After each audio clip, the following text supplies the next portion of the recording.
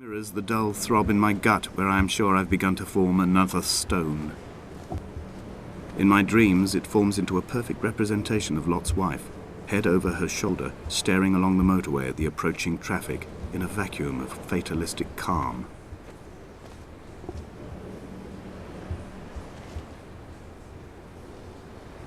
This is awfully interesting. Moldy bright fish. Clothes. And bones. This is what I was talking about earlier. Huh. I've been in this cave before, but I don't think I ever found that. The bread and the fish and whatnot.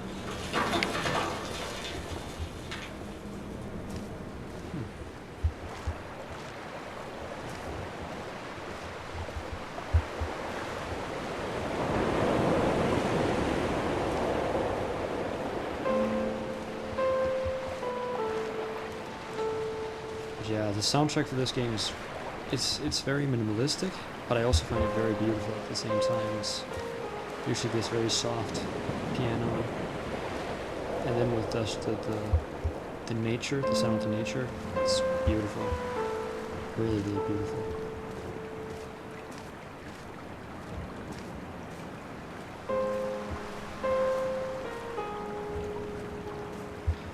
I think it's hard to recommend Dear Esther, but at the same time, I really want to, just for the fact that I think it's a very different game, and that it's more of an I dreamt I stood in the center of the sun, and the solar radiation cooked my heart from the inside. My teeth will curl, and my fingernails fall off into my pockets like loose change. If I could stomach, I'd eat, but all I seem capable of is salt water. Were the livestock still here, I could turn feral and gorge. I'm as emaciated as a body on a slab, opened up for a premature source of death. I've rowed to this island in a heart without a bottom, all the bacteria of my gut rising up to sing to me. That seems a lot, doesn't it? A heart without a bottom. Once again, it's something to keep an image of. That's the Bible we were talking about earlier. Also this, you might want to keep an eye on this too. I'll explain what it is later, or what I think it is later.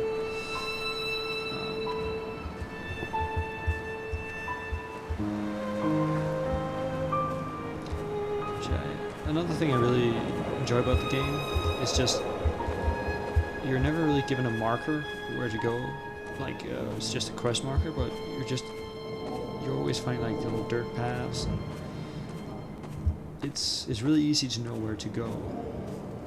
Like you're never really, I suppose, held by the hand. However you want to say it. But it's easy to know where to go. You're given enough hints so that it feels like you're still exploring, but you always know how to get back on track, and I really like that. But like I said, I really think it's an experience, so I would recommend the game. And if you want to buy it, I'd suggest clicking off the video. Dear Esther, the game yourself. I have now driven the stretch of the M5 between Exeter and Bristol over 21 times. But although I have all the reports and all the witnesses, and have cross-referenced them within a millimetre using my Ordnance Survey maps, I simply cannot find the location.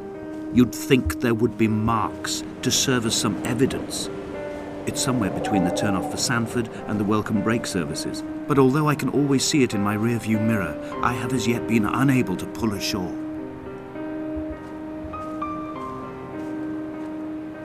Let's go look at the wrecks.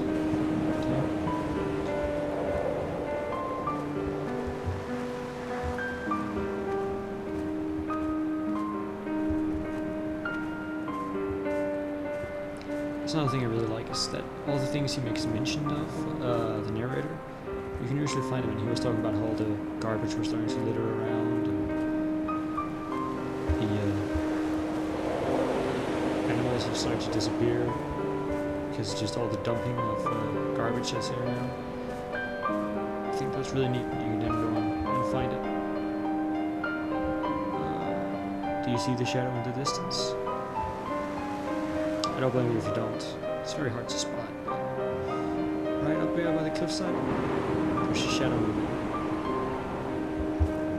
And it stopped. Let's go chase it from here, yeah?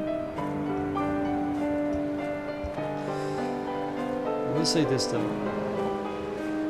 Even though I played the game before, you should see it now. And I know what it is. It still managed to give me goosebumps every single time. And that's what I love about this game, is that it invokes a lot of feelings at once. Even though I know that you aren't going to die, I still All night the boy has kept me lucid. Still managed to give me goosebumps. I sat when I was at the very edge of despair, when I thought I would never unlock the secret of the island. I sat at the edge, and I watched the idiot boy blink through the night. He's mute, and he is retarded, and he has no thought in his metal head but to blink each wave and each minute aside until the morning comes and renders him blind as well as deaf-mute. In many ways, we have much in common.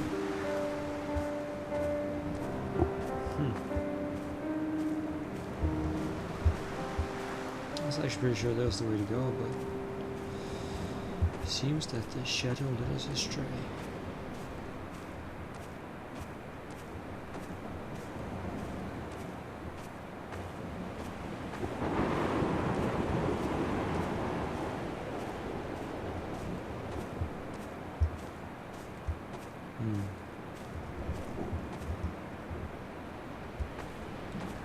Shadow's gone. I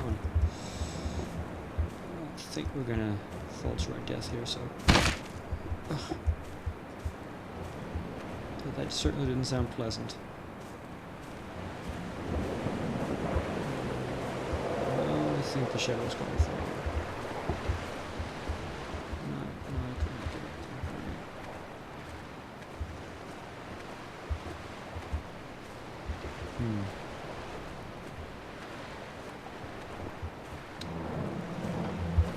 This is certainly a game that can very easily frighten you, even though, like I might always say, that nothing's really going to happen to you, but it's just that feeling of loneliness and isolation is meant to get you. I don't know if I think it's what they were aiming for, and gotta give them props. They really do. They managed to. What's that? No, that's just my imagination.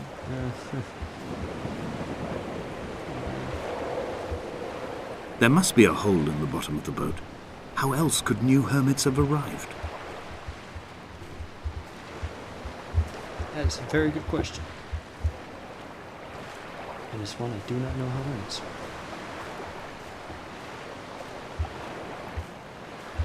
So we came from up there, and I suppose we have to take that path right here.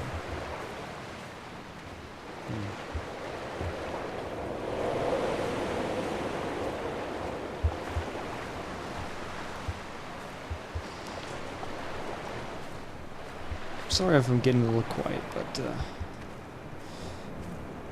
gotta admit I'm just I had kidney stones, and you visited me in the hospital. After the operation, when I was still half submerged in anesthetic, your outline and your speech both blurred. Now my stones have grown into an island and made their escape, and you have been rendered opaque by the car of a drunk. Also more for it's just a mark. More to note right there, the kidney stones for one thing, and the drunk will also be mentioned again. If I'm not entirely wrong, that's actually where we have to go from now.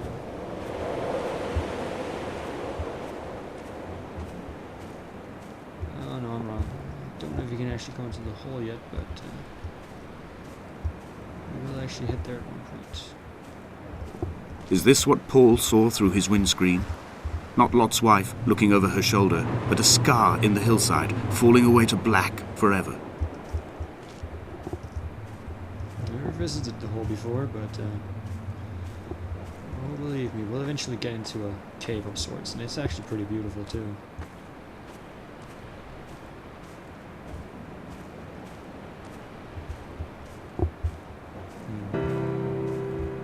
I've begun my ascent on the green slope of the western side.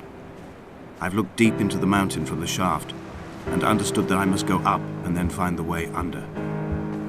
I will stash the last vestiges of my civilization in the stone walls and work deeper from there. I'm drawn by the aerial and the cliff edge. There is some form of rebirth waiting for me there. Take a note of this scenery right here too. You'll hear him talk about it later. It'll make sense then. But once again, it's just something to think about. I'm really just trying to spark your imaginations as to what the full picture of the story might be. Might be doing a really terrible job, I won't know, but hopefully you're watching this and you're thinking just like I was the first time I was playing it, like, what is going on? The bothy was constructed originally in the early 1700s. By then, shepherding had formalized into a career. The first habitual shepherd was a man called Jakobsen, from a lineage of migratory Scandinavians. He was not considered a man of breeding by the mainlanders. He came here every summer whilst building the bothy, hoping eventually that becoming a man of property would secure him a wife and a lineage. Donnelly records that it did not work. He caught some disease from his malcontented goats and died 2 years after completing it. There was no one to carve white lines into the cliff for him either.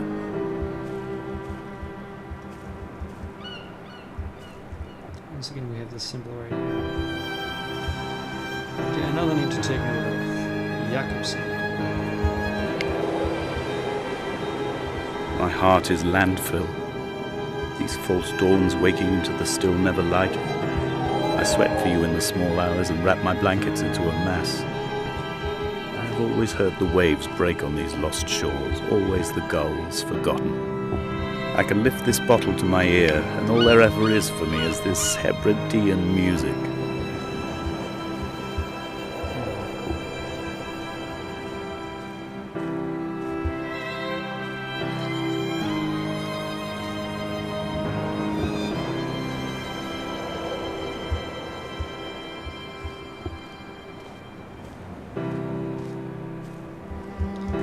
Once again, just beautiful, beautiful scenery.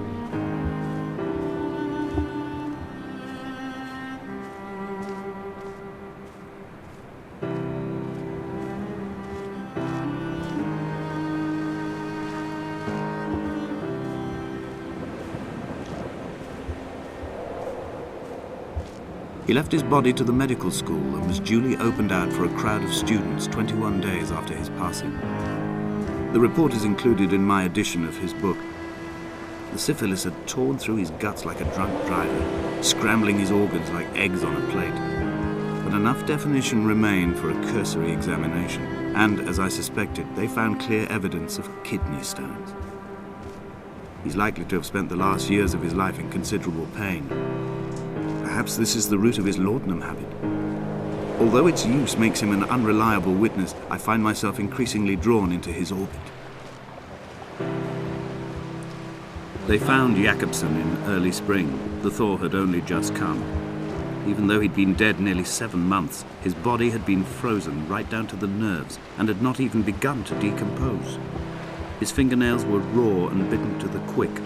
They found the phosphorescent moss that grows in the caves deep under the nails. Whatever he'd been doing under the island when his strength began to fail is lost. He'd struggled halfway up the cliff again, perhaps in a delirium, perhaps trying to reach the bothy's fire before curling into a stone and expiring. The drunk driver had kidney stones. There was another character who had kidney stones. She might recall whom. Once again, a picture is starting to paint itself here. And some of you might be thinking what I was thinking. But we'll get to that. I'm thinking... Climbing down to the caves, I slipped and fell and have injured my leg.